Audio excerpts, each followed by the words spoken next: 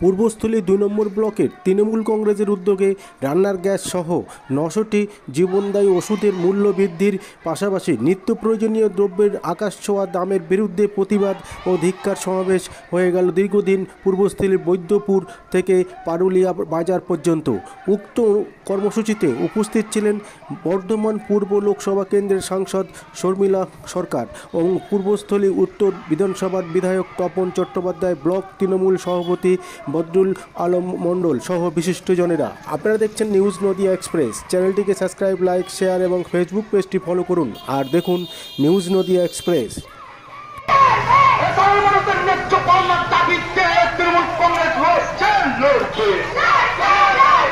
জীবনদায়ী ওষুধের দাম মূল্য লাগাম ছাড়া হওয়ার প্রতিবাদে তৃণমূল কংগ্রেস লড়ছে। পেট্রোল ডিজেল গ্যাসের অস্বাভাবিক মূল্য বৃদ্ধি হওয়ার প্রতিবাদে তৃণমূল কংগ্রেস লড়ছে। ২৬,০০০ শিক্ষকের চাকরি কেড়ে নেওয়ার প্রতিবাদে তৃণমূল কংগ্রেস লড়ছে। এই ষড়যন্ত্রকারী সিপিএম বিজেপির অশুভ আঘাতের বিরুদ্ধে তৃণমূল কংগ্রেস লড়ছে। সাধারণ মানুষের ন্যায্য পাওনার দাবিতে তৃণমূল কংগ্রেস লড়ছে। ধর্ম নিয়ে রাজনীতিকরণ করার প্রতিবাদে তৃণমূল কংগ্রেস লড়ছে। এই ২৬,০০০ শিক্ষকের চাকরি কেড়ে নেওয়ার প্রতিবাদে তৃণমূল ছাত্র যুব লড়ছে।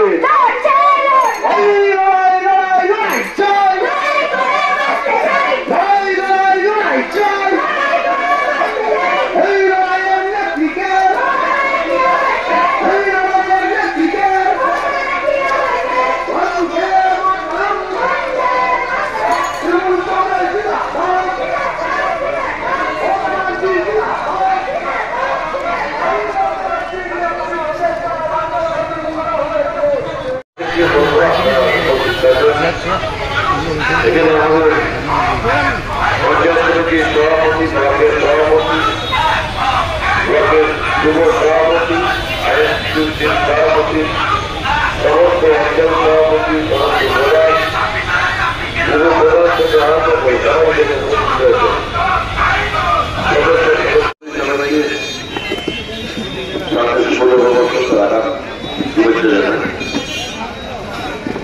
কেন সভা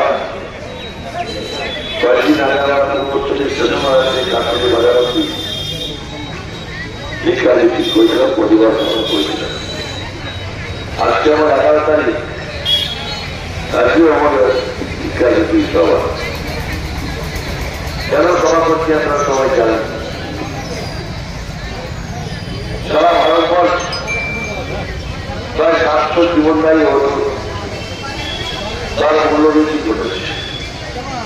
গ্যাসের দাম আবার ৫০ টাকা হয়ে রয়েছে। ডিজেলের দাম, পেট্রোলের দাম তো আছেই। জিনিসের দাম আকাশ ছোঁয়া।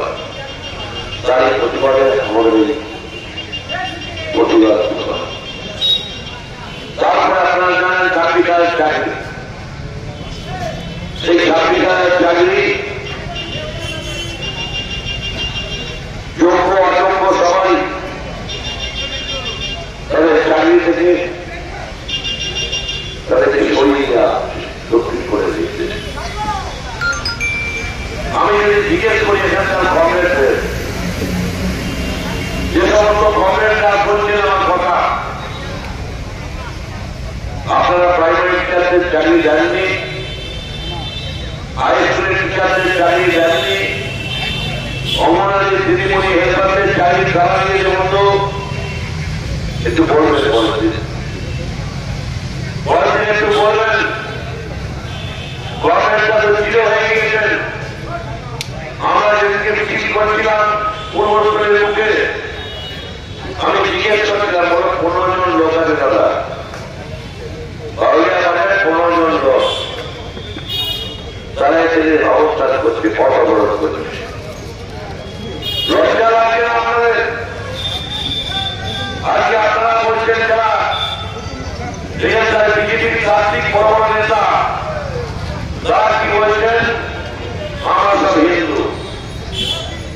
আর আমরা যারা আছি আমরা সবাই মুসলমান, তাই তো? এবার যদি ছোট্ট করে আপনাদের কলিয়া বাজারের মানুষদের যে তখন যারা কি দৌলতে ওই আলদিপাড়া ব্রিজ